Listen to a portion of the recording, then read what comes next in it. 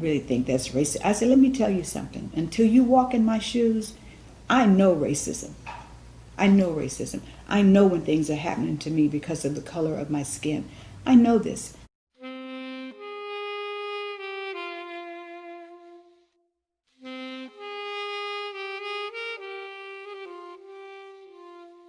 Growing up as a child in San Antonio, there was so much that we were sheltered from. I would go with my aunt to Neisner's downtown, and that would be a treat. We would go there and have tamales and orange soda, and we always stood there and at the counter. But I never knew we were standing because we were not allowed to sit. My aunt never told me this, and so I was oblivious to that. And then even going to the theater, the Majestic Theater, we would go in through a door, which I thought and assumed was the front door, and we were led to the balcony, and it was fine with me because that's where all my friends were, and they were sitting in the balcony, so the fun was there. So it never really occurred to me that I was there because of the color of my skin.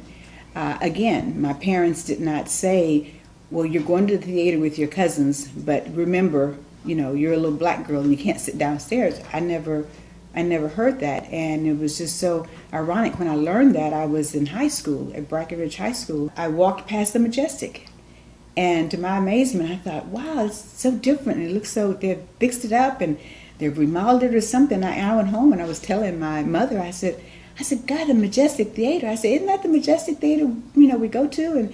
And that's when she told me that was the front door.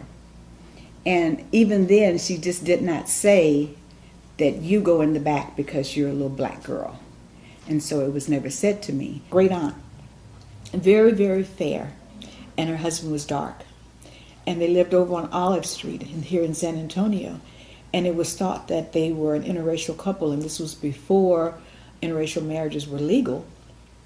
And so they killed them both. They cut both their heads off and killed them, and then set the house on fire. But even that still did not affect me to the point that I thought there was really a difference made in this country with regards to race. It wasn't until I went to California to go to school at Stanford, and I tried to get an apartment. 3 different apartment complexes that had vacancies. They each told me no. Dr. Frank Zabrowski, I'll never forget him, incredible man. He told me then, he said, it's probably because, he says, no, it's no probably, it's because of the color of your skin. He says, but I'm going to show you.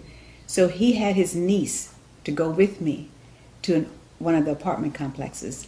And we walked in, and she said she would like to see an apartment.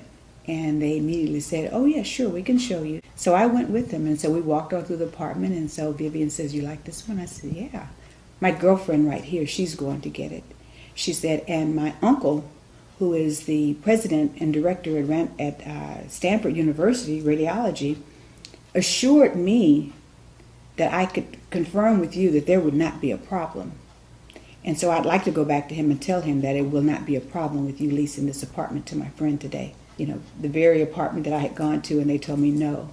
And I think it was maybe 2 or 3 days later, it was okay because the white person was able to rent the apartment, but not me. So that was an experience that stayed with me for a long time. I was going through my apartment complex. The guy at the gate, he would release the gate and he would let us in. And when he let it up, the person in front of me, she just sat there and sat there and sat there. So I, hit my horn lightly to let her know we can go ahead and go through. And so she turns around and she calls me you ignorant, nigger. It just does something to you. I can't put it into words. I can be ever so right, but that's how they tear that down, that by calling you, that word. I have heard supervisors refer to me as a nigger bitch. I've heard them from another room. This cop pulled me over. And so I wasn't speeding because I just turned the corner and pulled me over. And when he came to the window and I says, officer, did I do something? And he says, I'm asking the questions here. And I said, okay. And so I sat there for a little while and he came back and he said, get out the car. And I said, officer, something you're looking for? He says, you shut up. He said, you say another word. And he put his hand on his gun, but he didn't pull out. He says, you shut up. Turn around. And so I turned around and he said, now you stand there and I'll tell you when you can get back in your truck. I said, yes, sir.